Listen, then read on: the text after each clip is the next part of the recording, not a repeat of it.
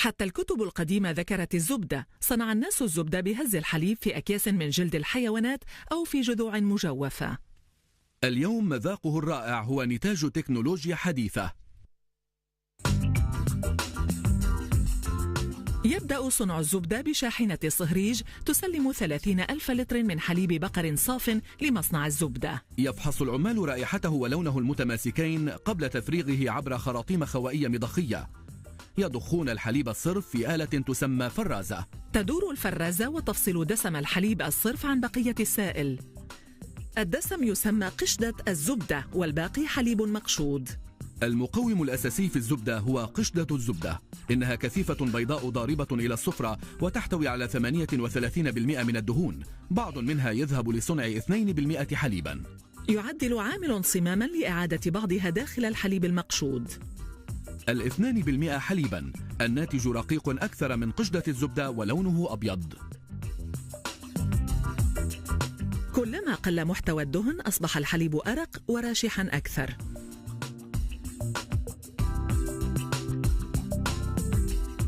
بالعودة إلى صنع الزبدة يضعون قشدتها في حوض ضخم حيث تحركها خلاطات للمحافظة على التماسك. بعد تعقيم قشدة الزبدة ثم تركها تعتق ل24 ساعة يستعد العمال لنقلها إلى آلة أخرى اسمها ممخضة. أولا ينظفون الداخل بملئه بماء ممزوج مع يود، هذا يزيل أي جراثيم باقية من الكمية السابقة. يدورون الممخضة ل5 دقائق قبل شطفها. لاحقا يصبون فيها 1500 لتر من قشدة الزبدة ويملؤون الممخضة إلى النصف. من المهم ترك بعض المساحة كي يتسرب الهواء الناشئ عن عملية المخض عبر فتحتين من الممخضة. تدور الممخضة في 28 دورة في الدقيقة بقدر سرعة أداة تجفيف الملابس، وهذا يجعل الجزيئات الدهنية في قشدة الزبدة تنضم معا وتطلق ماء وهواء. كل 5 دقائق يوقف عامل الممخضة ويضبط الفتحة الهوائية في الأعلى. عندما يشعر بأنه ما من هواء إضافي يتسرب يغلق الصمام ويعيد تشغيل الآلة. بعد 30 دقيقة من المخض الجزيئات الدهنية في قشدة الزبدة تصبح كتلا قشدية تعرف بزبدة الفشار. تبقى هذه الكتل عالقة في الممخضة بينما السائل الباقي المسمى مخيضا يتدفق خارج مصرف في الأسفل. جهاز مضخي خوائي يرسله عبر خراطيم إلى مستوعب مجاور. مدة عملية التصريف هذه 10 دقائق وتنتج 800 لتر من المخيض. مصنع الزبدة هذا يستعمل المخيض لصنع مثلجات. وزبدة الفشار 684 كيلوغراما كلها لديها القوام ذاته كزبدة عادية في درجة حرارة الغرفة. ينكهها عامل الآن ب14 كيلوغراما من الملح. مصنع الزبدة هذا يصنع أيضا زبدة غير مملحة. يقفل العامل الممخضة بسد النافذة الزجاجية بحلقة مطاطية وطوق معدني. هذا يبقي ضغط الهواء الداخلي مساويا لما هو خارج الممخضة. فعل هذا يضمن عمل الممخضة بفعالية 30 دقيقة أخرى من مخض. وتتكثف الجزيئات الدهنية أكثر وتنمزج مع الملح. ما ينتج هو زبدة صفراء بسبب مقومها الطبيعي الفيتامين ألف. لاحقا يفرغ عامل حوالي 30 كيلوغراما من الزبدة داخل ماكينة تفريز. تنقل ماكينة التفريز الزبدة إلى مرحلة الإنتاج الأخيرة حيث سيتم تشكيلها وتعليبها. تضغط هذه الآلة الزبدة المشكلة ككتلة. تضع الحقنة كتلا من زبدة داخل علب مفتوحة. على ورق العلب طبقة ألومنيوم، هذا يقيها من اختراق الضوء الذي قد يفسد الزبدة. طول كل لوح 26 سنتيمترا وعرضه 19 سنتيمترا. قبل إدخال الزبدة تثني آلة الورق في الشكل المطلوب. يعمل هذا المصنع 4 أيام أسبوعيا ويمخض 33 كتلة في الدقيقة. هذه كمية صغيرة مقارنة ببعض مصانع الزبدة، لكن هذه الوتيرة البطيئة نسبيا تتيح ضبط نوعية أفضل. لمراقبة دقة المصنع يعاين العمال كل 15 كتلة للتأكد من أنها تزن 455 جراما تحديدا. ينقل حينها مصنع الزبدة إلى المتجر في شاحنات مبردة.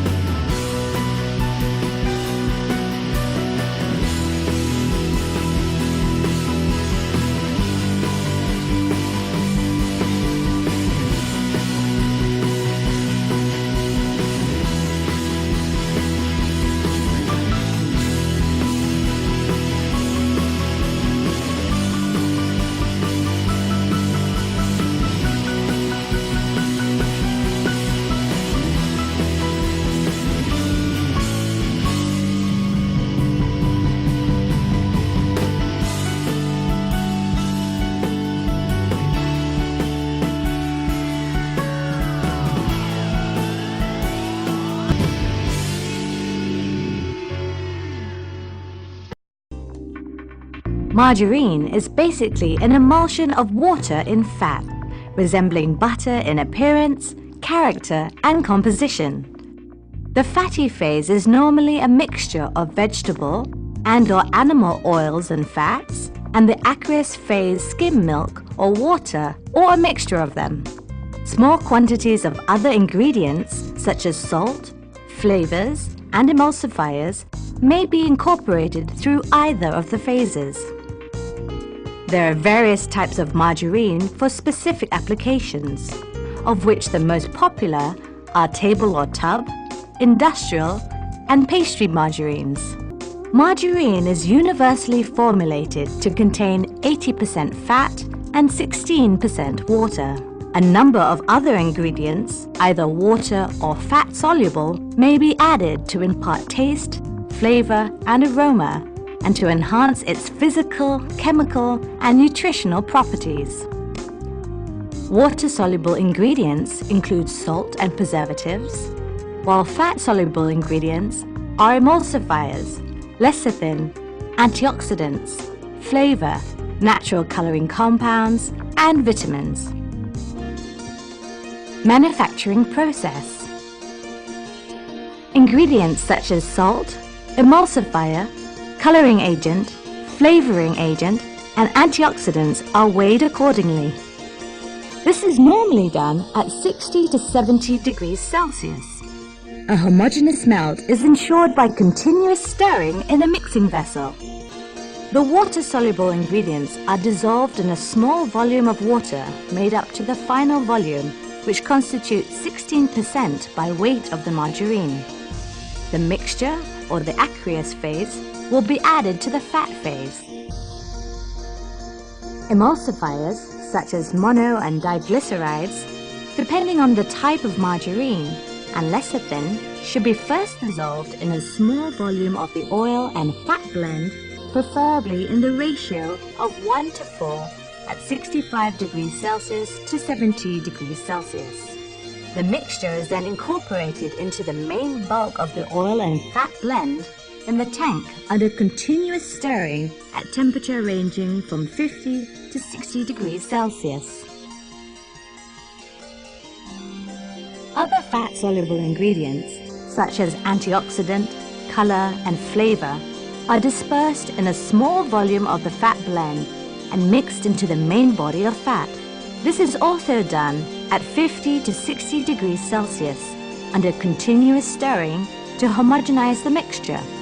The mixture of fat phase is now ready for mixing with the aqueous phase.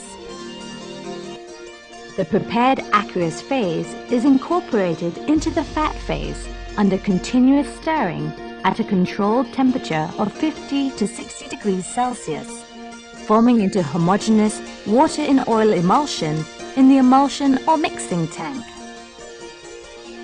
A temperature between 10 to 22 degrees Celsius and a scraper speed of 300 to 1000 RPM are maintained in the pre-crystallizer. With the big temperature drop, crystallization occurs rapidly. Time is required for full crystallization, and the pin worker allows the margarine to do so under agitation by the rotating pins. The rotating pins help to crystallize the pre-crystallized emulsion and homogenize the fat. The margarine is collected from the pin worker and packed in different forms, depending on the type, product consistency, and consumer preference. Tempering at 5 to 7 degrees Celsius for 24 hours stabilizes the texture of soft-type margarine. Higher temperature is needed for enhancing plasticity of baking and pastry margarines.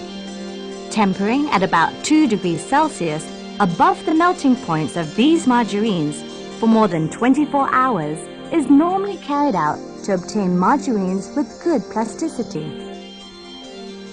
The right packaging material and transportation temperature are crucial factors in the quality of the final product. Advantages of using palm oil and its products.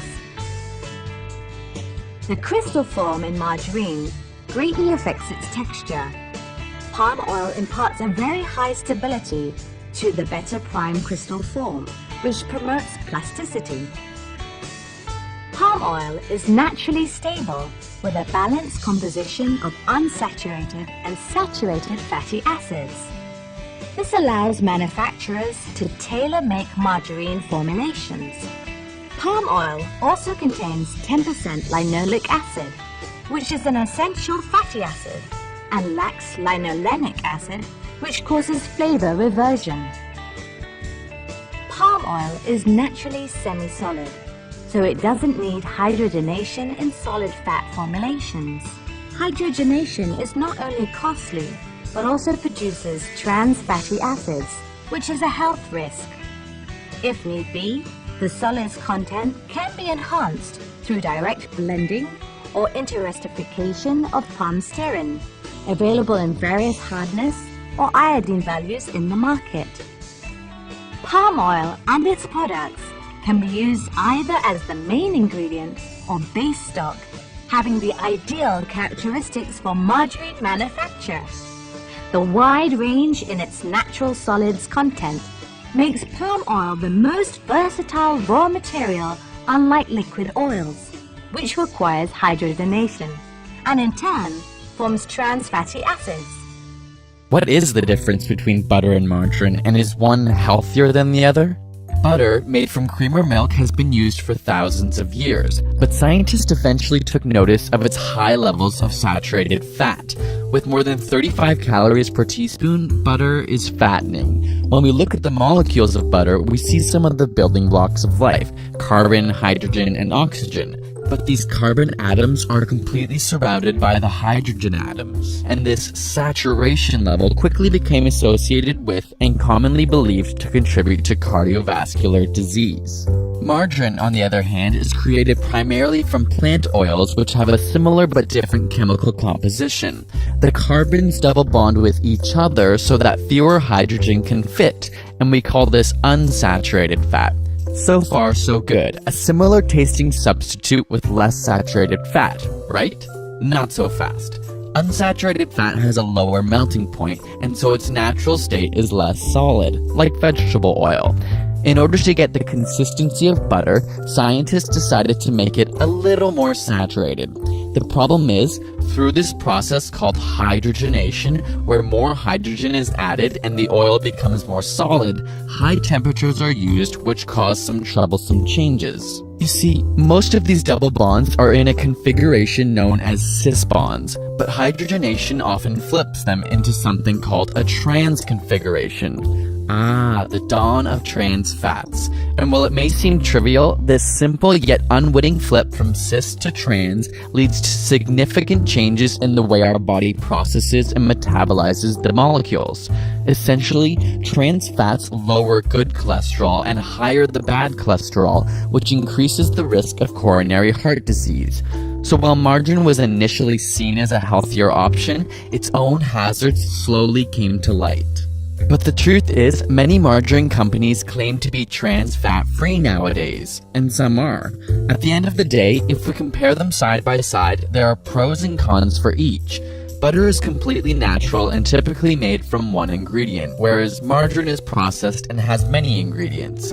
Butter also has some essential vitamins and minerals, such as vitamin A and E, but margarines now vary so much it's difficult to make an accurate comparison. Many hard stick margarines are still high in trans fats and much worse than butter, but some newer margarines are much lower in saturated fat, lower their calorie count, and contain zero trans fats. The bottom line is to be aware of what you're eating. Margarine can vary so drastically that looking at the label to understand what is or isn't in it will help you make informed decisions. And there are healthier alternatives to both, such as vegetable oil spreads or using olive oil to dip your bread instead of buttering up. No matter what you choose, the recommended goal is to limit the intake of saturated fat and avoid trans fats altogether.